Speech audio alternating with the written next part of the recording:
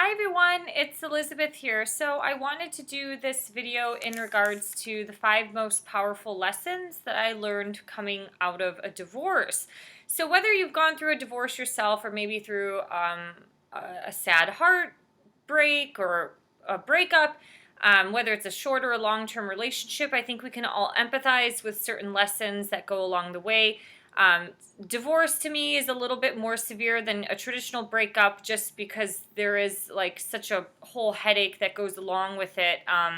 But long-term partnerships that aren't, legally bound through marriage can also be just as devastating. And so a lot of these lessons came to me through moments of realization through the grieving and healing process of divorce.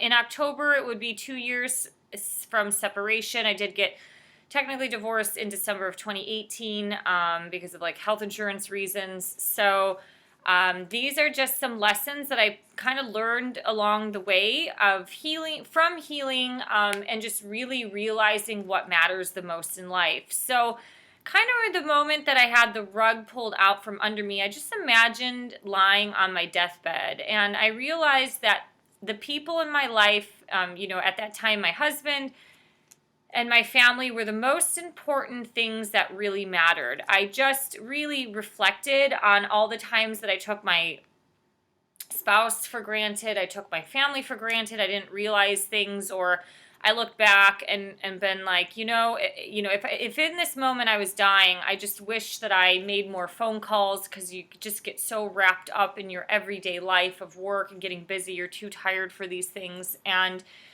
I just, thought like nothing mattered. My job title didn't matter. The blog, this YouTube channel, none of this shit mattered to me except for family, because family and close friends, I you do kind of lump into that group, because not everybody, has a family, whether they've passed on or they just come from, broken homes and things like that. That leads into the next lesson that I learned, is that love is the root of all things. And through people, you get these acts of love and kindness, especially in a romantic partnership, one that is healthy, that two people are giving and receiving love. We all seek and crave attention and some form of social belonging and being loved. No matter what form of spirituality you research or study, whether it's Christianity or maybe some Native American, prophecies and things like that, a lot of things talk about love being the root of everything. I have a blog link down below, as well as former YouTube videos that I talked about. Einstein questioned, is love the most important energy on the planet? And through my moments of grieving and divorce, I would say absolutely it is, because doing things on your own and being comfortable with yourself and being able to stand on your 2 feet is definitely necessary today in modern society. But, love and that belongingness and that somebody just cares about you or thinks about you or sends you a sweet message through the day, those are things that are so much more fulfilling than any other material desire, like a paycheck and, some stupid car, which is steel on rubber that gets you from point A to B. Like, to me, none of that mattered.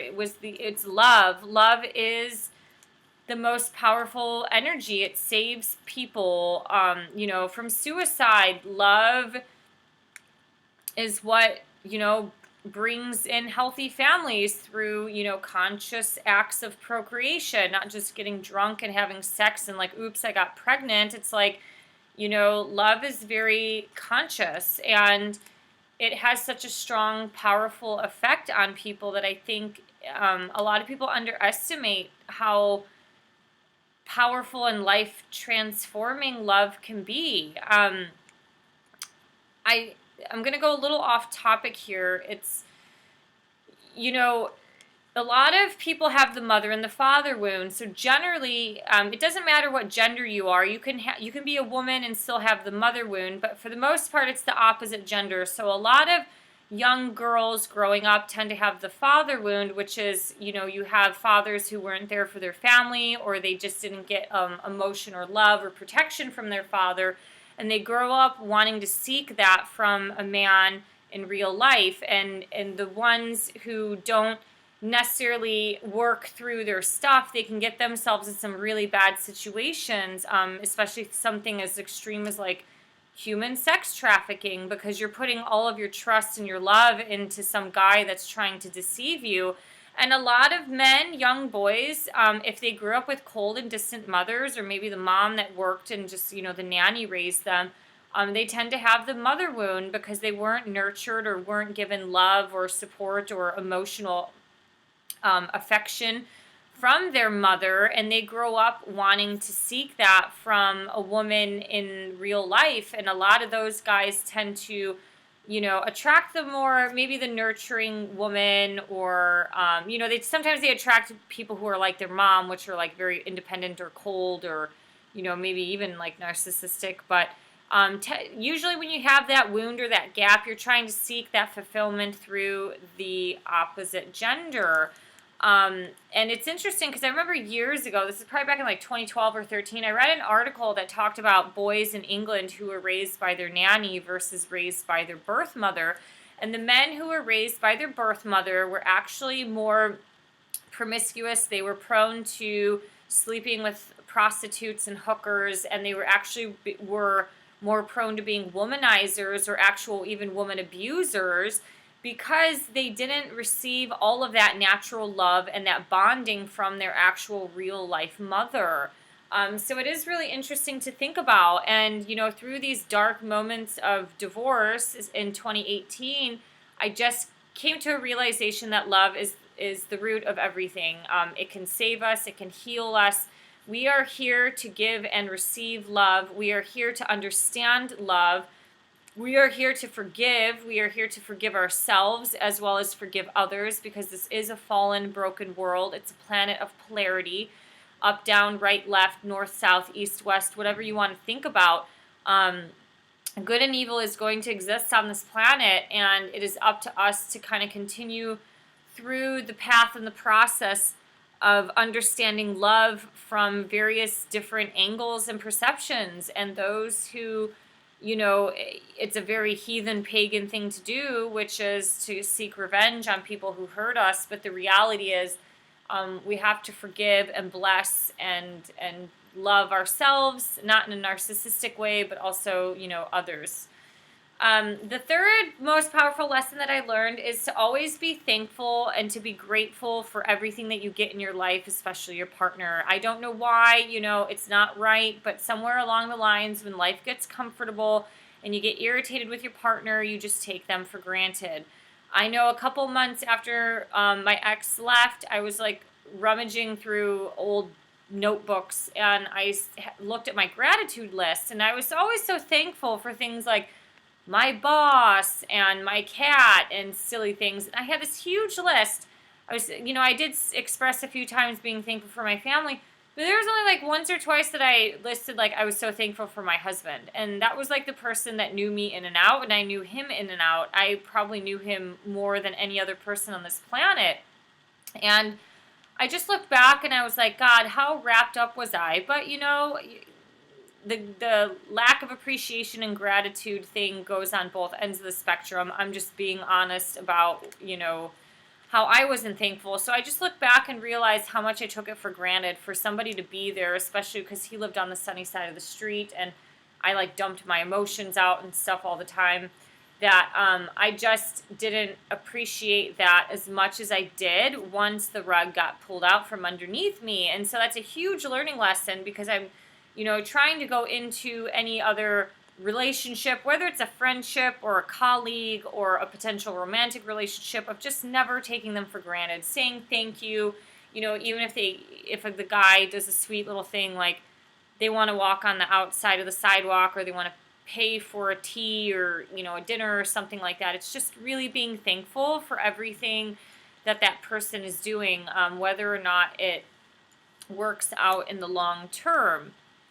The fourth lesson that I've learned is the power of memories. And this is such a lens perspective type of thought that it depends. The power of memories is amazing. There is, in certain spiritual forms, they'd say like the scent of smell, or your sense of smell is the most powerful scent on this planet. And I remember like walking by a couple guys, and they had like the same type of cologne as like a college boyfriend did, and it like just completely, flung me back into the year 2007. And the power of memories is amazing, because when you do go through a heartbreak or a divorce, you're definitely going to look at your past, and you're going to look at the highs and lows. And it's really important to cherish the positive memories and not let the negative memories harm you, or let it be poison in your system to where you become bitter and angry and or jealous, or just isolating in general. Memories are so interesting to me. I probably need to read more about it, because if you do, this thought process of like lying on your deathbed, you can at least be thankful and grateful for the positive memories that you had. And that doesn't necessarily mean that you haven't moved on or anything like that. It's just being thankful for all those positive experiences, because those experiences helped shape who you are today. Even the negative ones, those negative experiences, whether it was fighting or disagreeing or having different outlooks on life, those are tough and challenging. But I think if you stew in the negative and you just let it fester, that's where a lot of things can root to anger and to resentment and to bitterness. And so memories can definitely be like an elixir, and it can push you in either direction.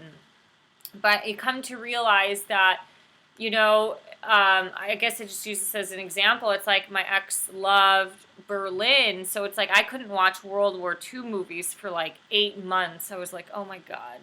And World War II movies are my favorite. That's one of the reasons why we bonded, was because my family survived World War II, and he was like a history nut, and that was like his favorite part of history. One of the favorite parts of history was World War II, and so it was one of our bonds. And it's like I just couldn't, so much of World War II happened in Berlin, and he did so much stuff there that now I'm able to look back and think about Berlin in a different lens and angle, and from different life experiences. But it's like just being appreciative of all those moments that we had, talking about Berlin, or going to Berlin, studying stuff in Berlin, this, that, and that, Berlin, Berlin, Berlin. And it's like, it's just not letting yourself swim in the past, just to appreciate and savor it, just like a nice piece of chocolate, and be able to move on with your future, that you will be creating memories in your own life in a different way, and hopefully with somebody else as well. The fifth most powerful lesson I learned from divorce is contentment. I think the millennial generation is messed up. I'm sure every generation to some degree has been messed up, especially post-war generations. You had World War I, World War II, Cold War, Vietnam. You had this lineage of endless wars that have kind of like messed up a bunch of people that each generation itself is probably hard, or some form of cold and detached to the future generation, to where you think like, the world's falling apart.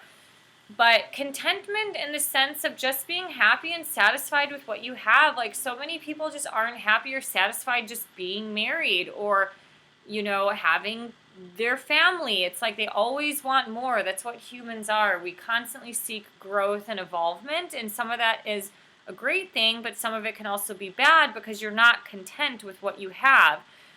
And in the moments of being alone and isolated, and not, being in a marriage anymore, as he moved on with someone else, that it was like, I just looked back at all those moments that like I just spent worrying about my job, or worrying about becoming a writer, and I just never savored the moments of just being happy, being married.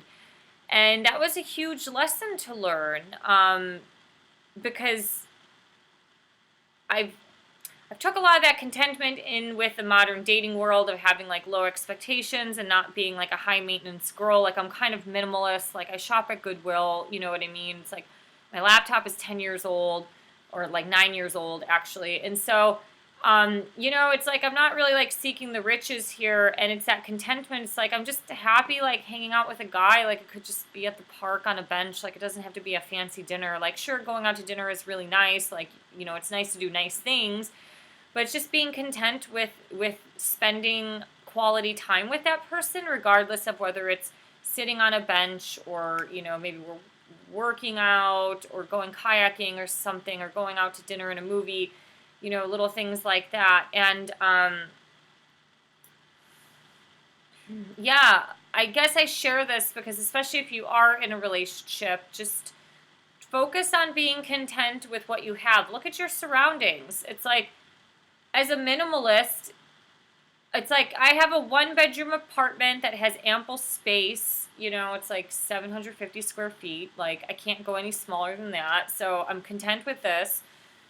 It's like I have a job, I have my health, my body's in a little bit of pain because I work in fitness, but like other than that, it's like if you're in love or in a good relationship, it's like what the hell else do you need? As long as like everything is provided for, and just having that faith in God. Like whenever I've been through hardships, it's like I'm like, oh God, like I was struggling with money in early 2018 of just income, because it was like shifting from a double income to a single income where my earning power was a lot less. I was like, God, I need some help. Like I need to pay my rent and these bills. And you know what? He provided. He brought some clients into my life, and some of them are temporary, some of them have been long term, but at least it was a experience that you know aided me through that hardship.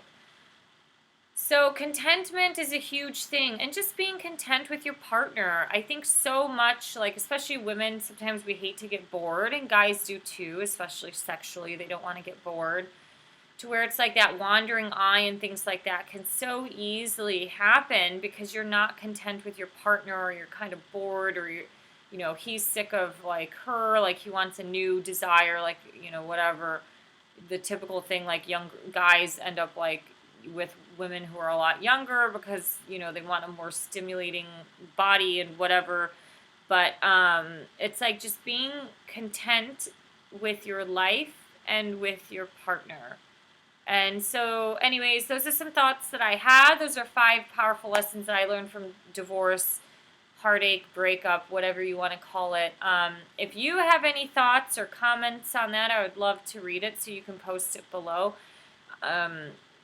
If you'd like, you can subscribe to this channel. I also have blog links and other videos below that kind of pertain to this topic that can help you, whether you're going through a divorce or just seeking some sort of self-love and how to forgive yourself and other people from heartaches and breaks and things like that. So if you can subscribe to this channel. You can help me build it. Thank you so much for liking, sharing, and subscribing. If you believe in my voice, you can also support me on Patreon, or just, submit a donation or anything like that. And I will see you guys next time. Okay, bye.